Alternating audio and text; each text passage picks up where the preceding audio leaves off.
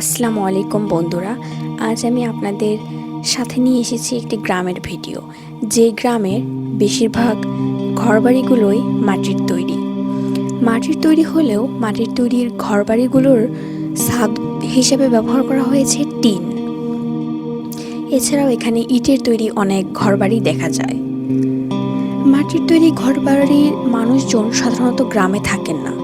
জীবিকা নির্বাহের জন্য তারা গ্রামের বাহিরেই অবস্থান করছেন বর্তমানে। তবে কিছু কিছু গ্রামে এখনও লোকজন দেখা যায় যারা মাটির চুলোতে রান্নাবান্না করে, গরু চড়িয়ে নিজের খাবারটুকু অর্জন করে, মানুষের বাড়িতে কাজ করে। এখানে মাটির ঘরগুলোতে দরজা হিসাবে টিনের তৈরি দরজা দেখা যায়। এছাড়াও এই গ্রামে জানালা হিসাবে মাটির দিয়ে তৈরি জানালা ব্যবহার করা হয়।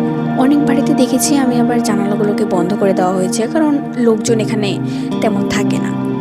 বিত্তবানরা তারা হয়তো বা যে কোনো উপায়ে নিজেদের জন্য একটি পাকা বাড়ি তৈরি করতে সক্ষম হয়েছে। এছাড়া এখানকার বেশিরভাগ বাড়িগুলোই মাটির তৈরি। মাটির তৈরি হলেও এই এলাকার মানুষজন অতটাও গরিব বলে আমার মনে হয়নি, কারণ তাদের মাটির তৈরি বাড়িগুলোতে টিনের ছাউনি দেওয়া আছে।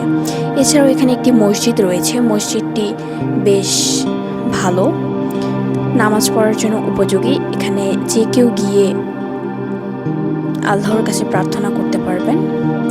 এছাড়া এখানকার বাড়িগুলোর সাথে এখানকার ওয়াশরুমগুলোতেও তেমন ভালো সুযোগ সুবিধা নেই, কারণ এখানে বেশিরভাগ বাড়িগুলোতেই বেড়া, ছাউনি ইত্যাদি দিয়ে পরিবেষ্টন করা আছে। এর মধ্যেই গ্রামের বেশিরভাগ লোকজন তাদের প্রকৃতির ডাকে সাড়া দিয়ে থাকে।